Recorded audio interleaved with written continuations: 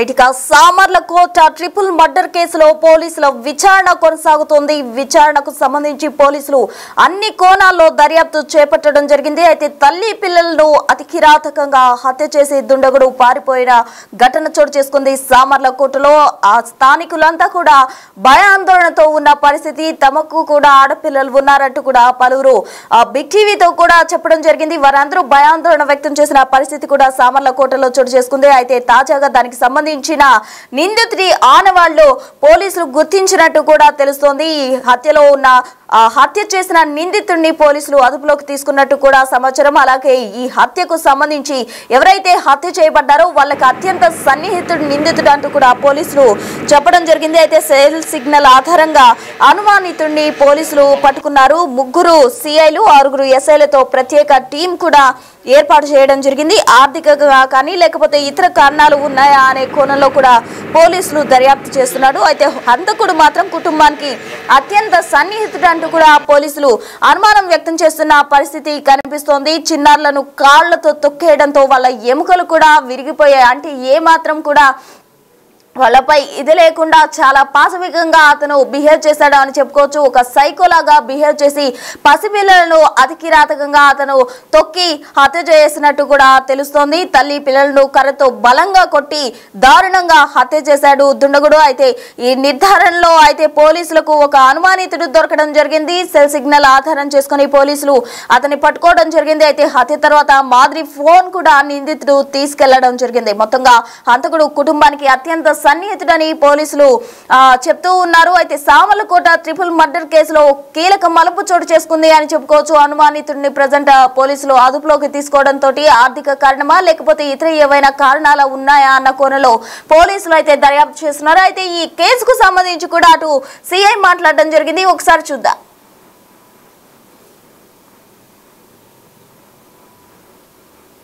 నిన్న మార్నింగ్ వెలుగులోకి వచ్చిన ఈ ఒక తల్లి 2 పిల్లలు మాధురి గారు వాళ్ళ 2 పిల్లలు ఈ మర్డర్ అనేది మనందరికీ తెలిసిందే. దీనిలో కొంతమంది అనుమానితులను మనం విచారిస్తున్నాం. దీనిలో కూడా కేసు పురోగతి ఉంది. క్లోజ్ మానిటరింగ్లో గౌరవ ఎస్పీ గారి ఆధ్వర్యంలో క్లోజ్ మానిటరింగ్లో జరుగుతుంది. దీని మీద లేనిపోయిన పుకార్లు ఏమీ చెందవసరం లేదని తెలియజేస్తున్నాను. అవి కొంతమంది అనుమానితులను పూర్తిగా మనం విచారించిన తర్వాత సరైన నేరస్తుల్ని మేము ముందుంచుతామని చెప్పేసి తెలియజేస్తూ లేనిపోయిన న్యూస్ని స్ప్రెడ్ చేయొద్దు దయచేసి. వాళ్ళు ఉన్నారు వీళ్ళు ఉన్నారని అనుమంతులు కొంతమంది చెప్పి తీసుకొస్తున్నాం, చెప్పి మాట్లాడుతున్నాము. దీనిలో కరెక్ట్గా సరైన నేరస్తుల్ని మేము ముందుంచుతామని చెప్పేసి తెలియజేస్తున్నాం. అది బయట ఇంకా కొంతమంది అరెస్ట్ చేశారు, లేదా సీసీటీవీ ఫుటేజ్ కానీ లేకపోతే ఈ లొకేషన్ అని చెప్తున్నారు. దాని గురించి సరే ఇవన్నీ మేము తీసుకోవటం వాస్తవమే. ఇవన్నీ కొంతమంది లేనిపోయిన ఫేక్ వీడియోగ్రఫీలు అవి ఇవి కొంచెం స్ప్రెడ్ చేస్తున్నారు. అలాంటివి ఏమి నమ్మొద్దండి.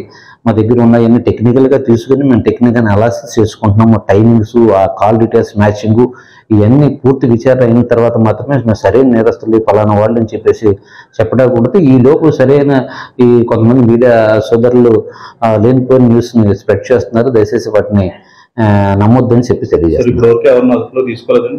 కొంతమంది అనుమానాలు తీసుకొస్తున్నాం. వాళ్ళ పెద్దలతోనూ వాళ్ళ కుటుంబ సభ్యులతో చెప్పి కూడా తీసుకొచ్చి వారిని విచారించి మళ్ళీ వాళ్ళకి పంపిస్తడం జరుగుతుంది. దీనిలో పురోగతి ఉంది. మేము 1 or 2 డేస్లో మేము దీని సరైన నేరస్తుల్ని ముందు పెడతామని చెప్పేసి తెలియజేస్తాం. మీడియాకి ఏం చెప్పచ్చు ఈ విషయంలో? అంటే చాలా రకరకాలుగా వార్తలు వస్తున్నాయి, దాని గురించి ఏం చెప్పచ్చు?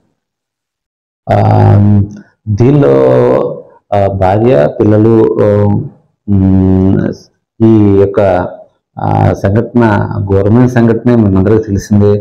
దీనిలో భర్తకు కూడా కొంచెం నేను ఆ సంఘటన చూడంగానే వారు కూడా కొంచెం అన్కాన్షియస్ స్టేజ్లో చెప్పలేని స్థితిలో ఉన్నాడు. వారిని కూడా విచారించాల్సి ఉంది అసలు ఏం జరిగింది అనేది. అదేవిధంగా ఆ మృతురాలు వాళ్ళు మాట్లాడినటువంటి ఫోన్లు, వాళ్ళకు వచ్చినటువంటి కాల్స్ ఆధారంగా ఇవన్నిటిని కూడా ఫైనల్ చేయాల్సి ఉంది. కాబట్టి ఫైనల్ చేసిన తర్వాత ఇది రీజన్ అని చెప్పి సరైన రీజన్ అని చెప్పగలుగుతాము. అంతేగాని ఈ లోపు ఎవరు భయపడే అవసరం లేదు. దీనికి ఈ విధంగానే ఉంటుందను మనం ఎక్కడ చూస్తూనే ఉన్నాం.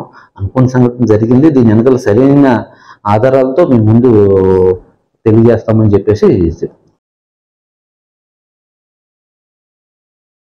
రామల్లకోట ట్రిపుల్ మర్డర్ కేసులో పోలీసులు దర్యాప్తు వేగవంతం చేస్తారు. ఇప్పటికే అనుమానితుడిగా ఉన్న ఒక వ్యక్తిని పోలీసులు అదుపులోకి తీసుకున్నట్టు కూడా తెలుస్తోంది. సెల్ ఫోన్ సిగ్నల్స్ ఆధారం చేసుకుని అతను పోలీసులు పట్టుకున్నారు. అయితే కుటుంబానికి హంతకుడు అత్యంత సన్నిహితుడిగా ఉన్నట్టు కూడా అనుమానాలు వ్యక్తం చేస్తున్నారు పోలీసులు. అయితే పలు కోణాల్లో ఈ పోలీసులు కేసుకు సంబంధించి కూడా దర్యాప్తు చేపట్టడం జరిగింది. అటు ఈ హత్యకు సంబంధించి కూడా స్థానికుల్లో భయాందోళన అయితే నెలకొంది అని చెప్పుకోవచ్చు. అయితే ముగ్గురిని కిరాతకంగా హత్య చేశారు దుండగుడు. హత్య చేసిన అనంతరం మృతురాలి సెల్ ఫోన్ ను కూడా తీసుకువెళ్లిపోవడం జరిగింది. అయితే సెల్ ఫోన్ సిగ్నల్స్ ఆధారంగా పోలీసులు దర్యాప్తు చేపట్టడం జరిగింది. అనుమానితుడిగా ఉన్న వ్యక్తిని పోలీసులు ఇప్పుడు అదుపులోకి తీసుకున్నారు. అతన్ని పట్టుకొని విచారిస్తూ ఉన్నారు. మరి ఈ కేసులో పురోగతి అనేది వచ్చిందనే చెప్పుకోవచ్చు కొంతమేర. అయితే ఈ కేసు ఒక కీలక మలుపు కూడా చోటు చేసుకుంది అని చెప్పుకోవచ్చు. అనుమానితుడిని పట్టుకోవడంతో మరి అతనే హత్య చేశాడా లేకపోతే ఇంకెవరైనా హత్యలో పాత్ర ఉందా అన్న కోణంలో అయితే పోలీసులు దర్యాప్తు చేపట్టడం జరిగింది. అయితే ఈ హత్యకు సంబంధించి కూడా మృతురాలి అక్క మాట్లాడడం జరిగింది. ఒకసారి చూద్దాం. ప్రసాద్ నా తమ్ముడండి, ఇద్దరు పాపలండి. మిస్సీ అండి అమ్మాయి పేరు అంటే పుష్పకుమారి 8 years, జెస్లోన ప్రైజ్ జెస్లోన 6 years అండి. పిల్లలందరినీ బాగానే చూసుకుంటాడండి. డ్రైవర్ తను, బరోలో డ్రైవర్ తను ప్రైవేట్ కంపెనీలో. మరి డ్యూటీకి వెళ్ళి వచ్చేటప్పటికి తలుపులు తీయలేదని తలుపు పక్క కొట్టాడు. ఇంకో తలుపుతే తాళం వేసిందని పక్కింటి వాళ్ళు అరుస్తుంటే ఏ బాబు అంటే తాళం తీయటం లేదమ్మా అంటే సుత్తి ఏమన్నా బాబు అంటే సుత్తిచ్చి ఆవిడే ఉందటండి దగ్గర. సుత్తిచ్చి తలుపు బల్ల కొడితే తాళం తీసాడండి. తాళం తీసేటప్పటికి డెడ్ బాడీలు 3 హాల్లో ఉన్నాయండి. ఏమైందో ఏమో తెలియదండి. దొరికేటప్పటికి మా చెక్కింటి ఫోన్ చేశాడు. మేము వెంటనే పరిగెట్టి వెళ్తే అక్క నా పిల్లల్ని చంపేశారు, చెల్లి నా పిల్లల్ని చంపేశారు, నా భార్యను చంపేశారు అని ఏడుస్తున్నాడు. ఏంటని అనుకునేటప్పటికి ఎలా తీసారో బ్యాక్ డోర్ ఓపెన్ అయ్యి ఉండటండి నేను వెళ్ళేటప్పటికి పొద్దుటికి. సరే మరి ఆ పిల్లలు ఒక పిల్లకమ్మ మెల్లు ఇచ్చేసినట్టున్నాయండి. ఒక పిల్లకమ్మ ఛాతి మీద అడిగేసి తొక్కేశాడు. చనిపోయిందో లేదో డౌట్ కన్ఫర్మేషన్కి మళ్ళా వాడి దగ్గర ఉన్న రాడ్ ఏదో తీసి అమ్మాయి బుర్ర కూడా చిన్నపిల్లది 6 years బేబీని మాత్రం బుర్ర పగలగొట్టాడు. పెద్ద ఆవిడ బుర్ర కూడా కళ్ళు ముందు పగలగొట్టేశాడు. తర్వాత ఇవన్నీ ముఖం అంతా పగలగొట్టి తల పగలగొట్టాడు. అమ్మాయి బ్లడ్లోనే ఉందండి, చిన్న పాప బ్లడ్లోనే. పెద్ద పిల్ల ముఖం మాత్రం ఇక్కడ దాకా పగలగొట్టాడు. అదే చిన్న అమ్మాయి ముఖం కూడా అలాగే బదలగొట్టాడు. సేమ్ సిచ్యువేషన్ పక్కన అలాగే ఉన్నాడు. రిపోర్ట్లు ఒక 1 week తర్వాత వస్తాయని చెప్తున్నారు. అన్యోన్యంగానే ఉంటారండి భార్య భర్తలు. పిల్లల విషయంలో ఏ గొడవలు లేవండి. చిన్న చిన్న గొడవల్లో మళ్ళీ సాయంత్రం మాట్లాడేసుకుంటారండి. ఎప్పుడు ఏం చెప్పడండి. ఏ విషయంలో కూడా చిన్నపిల్లలు కూడా మనం ఏమన్నా కూడా ఇది చేయడం తెలియదండి. మనం ఎక్కువగా మాతో బాగా మాట్లాడుతుందండి, మాట్లాడుతుంది అంతే. లేదండి మాకెవరితోటి మీరు ఎంక్వైరీ చేయండి. బ్రౌన్ డాట్ ఆల్మోస్ట్ మీరు ఎంక్వైరీ చేసినా మా తరపు నుంచి ఎంత చెడ్డదని వస్తే మీరు ఏ రిపోర్ట్ చేసుకుంటారు.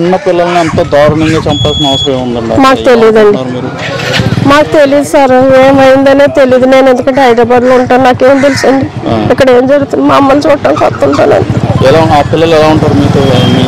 అసలు వదలరండి. అత్త అత్త నాకు అది కావాలి, అత్త ఇది కావాలి, అత్త నాకు ఫోన్ చేసి అది అత్త ఇది అత్త అంటారండి. పిల్లలు వచ్చిన కానీ పుష్పకుమారి అని 8 years అమ్మాయేమో 4th classకి వచ్చిందండి ఈ సంవత్సరం. ప్రైజ్ జెస్లోనేమో 1st classకి వచ్చిందండి ఈ సంవత్సరం. ప్రభుత్వం నుంచి పోలీస్ స్టేషన్ వాటి నుంచి నేను కోరేదాటండి. మాకు న్యాయం కావాలంటే బిడ్డ విషయంలో. తమ్ముడి జీవితం అన్యాయం అయిపోయిందండి. ఇంకా ఆ బిడ్డ విషయంలో మేము బాధపడతాం. వాళ్ళు కఠినంగా శిక్షించాలండి. అడిగి ఇంకా నా తమ్ముడు ఎలాంటి పరిస్థితికి వచ్చాడో వాడు అదే పరిస్థితి రావాలండి. అదే కోరుకుంటున్నాను నేను. ఇంకేం కోరుకుంటున్నాను. ఇప్పుడు మీరు ఎవరి మీద అనుమానం లేదంటున్నారు. పోలీసులు చూస్తేనేమో మీ తమ్ముడిని వేరే లోపల ఇచ్చారు. దీని మీద ఏమంటారు మీరు? మాకు తెలియదండి. అది ఎందుకు తీసుకెళ్లారో తెలీదు. వాళ్ళేమో బట్టలు తెచ్చుకున్నారు మార్చుకోవటం అంటున్నారు. ఏం చేస్తారో చేయలేండి. మీరు మరి ఏంటి నెక్స్ట్ మీ తమ్ముడిని బయట తీసుకోవడానికి ఏం చేస్తారు? చేద్దామండి. దారిలో ఏదో వెతుతామండి. మరి ఇంకా దెబ్బలు తిన్నవాళ్ళని పడాలి కదండి. మాకే వచ్చింది కదా బాధ అంతా. చూస్తానండి, ట్రై చేస్తాం మేము అందరం కలిసి. చూసారు కదా, ఈ హత్యలో అనుమానితుడిని పోలీసులు కూడా అదుపులోకి తీసుకోవడం జరిగింది. దీనికి సంబంధించి కూడా పలువురు మాట్లాడడం జరిగింది. అయితే దీనికి సంబంధించి మరింత సమాచారం అందించేందుకు మా ప్రతినిధి శివశంకర్ సిద్ధంగా ఉన్నారు. శివశంకర్, లైవ్ చూద్దాం. పెద్దాపురం నియోజకవర్గం సామర్లకోట మండలం అయితే చూసుకున్నట్లయితే సీతారామ కాలనీలో అయితే దారుణ ఘటన చోటు చేసుకుంది. మాధురి అలాగే ఆమె ఇద్దరు పిల్లల్ని కూడా, ఆడపిల్లల్ని ఇద్దరిని కూడా అత్యంత కిరాతకంగా హత్య చేశారు. ఇదే ఇంట్లో చూడొచ్చు మనం. చూసుకున్నట్లయితే ప్రస్తుతం అయితే పోలీసులు లోపల ఉన్నారు. క్లూస్ టీం అంతా కూడా ఏదైతే దీనికి సంబంధించి క్లూస్ అన్ని కూడా తీసుకుంటున్న పరిస్థితి కనిపిస్తుంది. ఇదే గదిలో అత్యంత దారుణంగా హత్య చేసిన పరిస్థితులు కనిపిస్తున్నాయి. అయితే మనం చూడొచ్చు క్లియర్గా ఇప్పటికే లోపల పోలీసులు క్షుణ్ణంగా అణువణువు కూడా పరిశీలిస్తున్న పరిస్థితి కనిపిస్తుంది. అయితే ఈ డోర్ లాక్ చేసి ఉందంటూ కూడా చెప్తున్నారు. ఈ డోర్ లోపల నుంచి లాక్ చేసి ఉందని చెప్తున్నారు. ఏదైతే భర్త వచ్చేటప్పటికి ముగ్గురు కూడా విగత జీవులుగా పడి ఉన్నారు. అదేవిధంగా చూసుకున్నట్లయితే మనం క్లియర్గా ఈ మొత్తం అన్ని డోర్స్ కూడా క్లోజ్ చేసుకుంటారు. అయితే ఇది కూడా ఫ్రంట్ గేట్ కూడా లాక్ చేసే ఉంది. ఇవన్నీ కూడా లాక్ చేసే ఉన్నాయి. వెనక డోర్ నుంచి వచ్చి చూశానని కూడా ఆమె భర్త ఎవరైతే ధనుప్రసాద్ ఉన్నాడో ధనుప్రసాద్ చెప్తున్నాడు. వచ్చి చూసేటప్పటికి ముగ్గురు విగత జీవితులుగా ఉండటంతో ఆయన లభోదీపం అన్న పరిస్థితి కనిపిస్తున్నాయి. కన్నీటి పర్యాంతమయ్యాడు. ముగ్గురిని ఒకసారి కోల్పోవడంతో దిక్కుదోచని వాడిగా మిగిలిపోయానంటూ కూడా కన్నీరు మున్నీరైన పరిస్థితి కనిపిస్తుంది. అయితే ధనుప్రసాద్ని కూడా పోలీసులు ఇన్వెస్టిగేషన్లో భాగంగా అతన్ని కూడా తీసుకెళ్లి అనేక ప్రశ్నలు సంధించారు. అయితే ఈ దారి గుండానే వెళ్ళి అసలు ఎందుకు డోర్స్ ఓపెన్ చేయట్లేదని ఈ వెనక డోర్ దగ్గర నుంచి వెళ్ళి చూసినప్పటికీ ఈ డోర్ ఓపెన్ చేసి ఉందంటూ కూడా ధనుప్రసాద్ చెప్పాడు. ఈ డోర్ ఓపెన్ చేసి ఉంది, ఇది లోపల నుంచి లాక్ ఓపెన్ చేసి ఉంది, ఇటు నుంచి దుండగుడు పరారు అయ్యి ఉంటాడని కూడా సస్పెక్ట్ చేస్తున్నారు. అయితే డాగ్స్ టీం కూడా నిన్న వచ్చింది, డాగ్ స్క్వాడ్ వచ్చింది. డాగ్ స్క్వాడ్ కూడా ఇక్కడి వరకు వచ్చి ఇటు నుంచి కూడా చూడొచ్చు. మనం క్లియర్గా చూపించే ప్రయత్నం చేస్తాను. ఇక్కడి నుంచి ఇటువైపుగా గోడ దూకి అటుపక్కకు వెళ్ళింది డాగ్స్ టీం. చూడొచ్చు ఇలాగా ఇటు నుంచి గోడ దూకి అటుపక్క వెళ్ళింది. అటుపక్కనంతా కూడా కొత్త జగనన్న కాలనీ, అదంతా కూడా ఇది ఇక్కడ వరకు మాత్రమే సీతారామ కాలనీ, అటుపక్కనంతా కూడా జగనన్న కాలనీ. సో ఇలా గోడ దూకి అలా జగనన్న కాలనీ వైపు వెళ్ళి డాగ్ స్క్వాడ్ మళ్ళీ తిరిగి వెనక్కి వచ్చిందంటూ కూడా పోలీసులు కూడా చెప్తున్న పరిస్థితి కనిపిస్తుంది. అయితే ఓవరాల్గా చూసుకున్నట్లయితే అసలు ఎవరు హత్య చేసి ఉంటారో, అసలు బ్యాక్ డోర్ నుంచి రావాల్సిన అవసరం ఉంది లేదా బ్యాక్ డోర్ నుంచి వెళ్ళాడా ముందు నుంచే వచ్చి అనే పరిస్థితులు అనే కోణాల్లో కూడా పోలీసులు ఎంక్వైరీ చేస్తున్నారు. అయితే call data, Madhuri call data అలాగే ధనుప్రసాద్ కాల్ డేటా, ఇద్దరిది కూడా కాల్ డేటాని సేకరించి ఆ కాల్ డేటా ద్వారా కూడా ఎంక్వైరీ కొనసాగిస్తున్నారు. ఇప్పటికే లోపలికి పోలీసు క్లూస్ టీం కూడా ఉంది. చూడొచ్చు చిన్నారులు సైకిళ్ళు కూడా అక్కడ మనం క్లియర్గా చూసే ప్రయత్నం చేద్దాం. చూడొచ్చు మనం క్లియర్గా చిన్నపిల్లలు, ఒకరికి 6 సంవత్సరాలు, ఒకరికి 8 సంవత్సరాలు, వారి చిన్న సైకిల్ కూడా ఇక్కడే ఉంది. అసలు వారు తెల్లారితే కన్ను మూస్తాం అనే పరిస్థితి కూడా ఉండకపోవచ్చు మేబీ.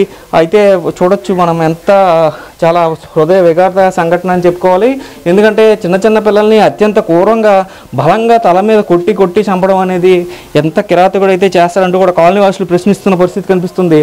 అయితే ఈ కాలనీలో ఎక్కడా కూడా సీసీ కెమెరాలు కానీ ఇలాంటివి లేకపోవడంతో దొండగడ్డి పట్టుకోవడం కూడా కొంచెం కష్టతరమైంది. అయితే క్లూస్ టీం మొత్తం అంతా కూడా లోపల ఇప్పటికే పూర్తిగా లోపల చేస్తున్న పరిస్థితి కనిపిస్తుంది. క్షుణ్ణంగా అణువణువుగా పరిశీలిస్తున్నారు. ఫింగర్ ప్రింట్స్ని కూడా కలెక్ట్ చేస్తున్నట్టుగా కూడా చెప్తున్నారు. ఇదంతా కూడా రక్తపు మడిగే, లోపల డోర్ ఓపెన్ చేస్తే మనకి రక్తపు మడుగులోనే ముగ్గురు కూడా పడి ఉన్న పరిస్థితులు కనిపిస్తున్నాయి. చూడొచ్చు మనం క్లియర్గా. ఇది ఏం జరిగింది అనేది మాత్రం తెలియాల్సిన పరిస్థితే ఉంది. ఇంకా కూడా పూర్తిగా చూసుకున్నట్లయితే మనం ఇప్పుడు ఇక్కడ చూసుకున్నట్లయితే కాలనీ వాసులందరూ కూడా బెంబెలెత్తిపోతున్న పరిస్థితి కనిపిస్తుంది.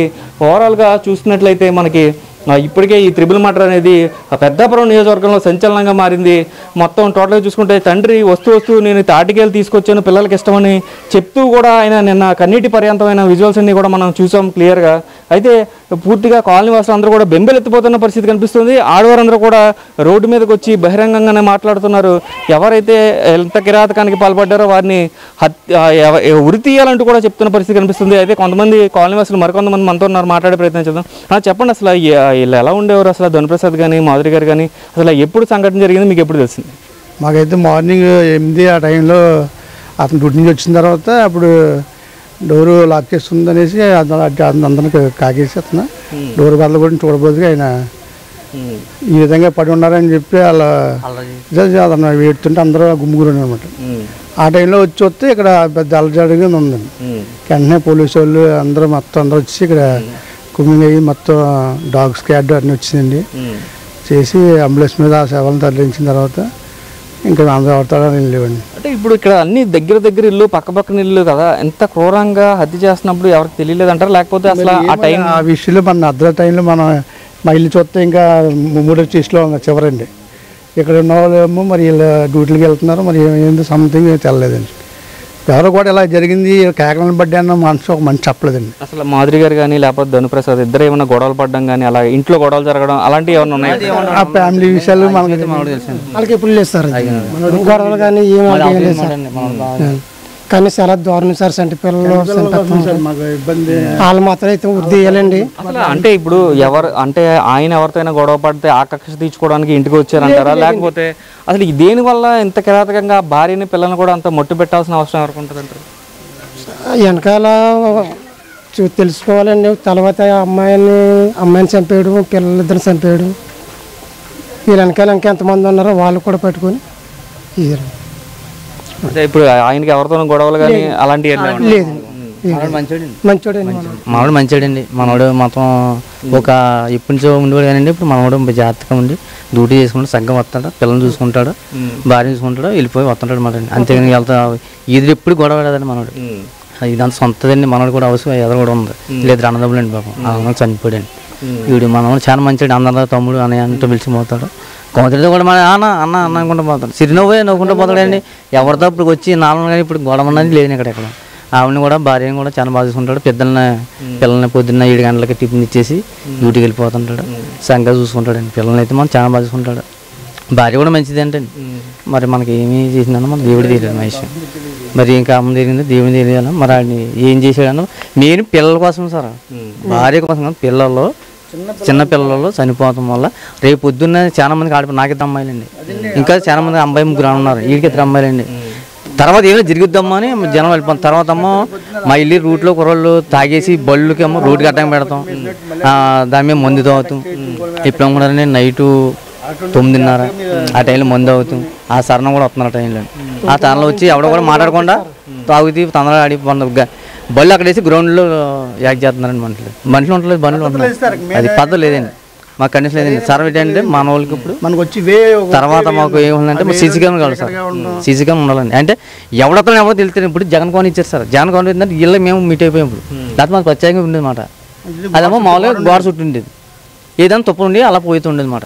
ఇప్పుడు మాకు రౌండ్ షేప్ ఏంటంటే మాకు ఒక సెక్యూరిటీ ఉండాలా, మాకు సీసీ కెమెరా పెట్టాలా.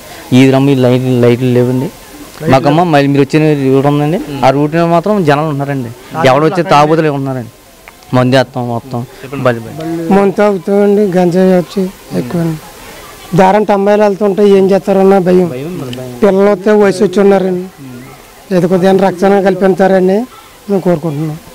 ఈ టోటల్గా చూసుకున్నట్లయితే పోలీసులు రక్షణ కల్పించాలంటున్నారు, సీసీ కెమెరాలను ఏర్పాటు చేయాలంటున్నారు. అదేవిధంగా తాగుబోతులు గాంజాయి బ్యాచ్ అంతా కూడా వచ్చే దారిలో అడ్డు కాస్తున్నారు. ఆడపిల్లలకి ఏమైనా జరుగుద్దని అనుక్షణం మేము భయపడుతూనే ఉన్నాం. ఇప్పుడు ఈ రోజు ఇది జరిగింది, రేపు పొద్దున మా పిల్లలకి రక్షణ ఏంటంటూ కూడా కాలనీ వస్తులందరూ కూడా ప్రశ్నిస్తున్న పరిస్థితి కనిపిస్తుంది. అయితే ఇప్పుడు జరిగిన దారుణం వెనక మాత్రం ఎవరున్నారో వెలికి తీయాలంటున్నారు. ఖచ్చితంగా అంత చిన్నపిల్లలు అంత కిరాతకంగా చంపిన ఆ నీచుడికి ఖచ్చితంగా శిక్ష పడాలి, ఉరిశిక్ష పడాలంటూ కూడా వీరందరూ డిమాండ్ చేస్తున్న పరిస్థితులే ఇక్కడ కాలనీలో కనిపిస్తున్నాయి. వీరందరూ కూడా ఒక రకమైన భయాందోళనకు గురవుతున్నారు, భయంతో వణికిపోతున్న పరిస్థితి కనిపిస్తుంది. ఖచ్చితంగా స్ట్రీట్ లైట్లు అదేవిధంగా సీసీ కెమెరాలు ఏర్పాటు చేసి పోలీస్ పర్యవేక్షణ అంటే పికెటింగ్ కూడా ఏర్పాటు చేయాలంటూ కూడా డిమాండ్ చేస్తున్న పరిస్థితి ఇక్కడ కనిపిస్తున్నాయి. కెమెరామెన్ రవితో శంకర్, బిగ్ టీవీ.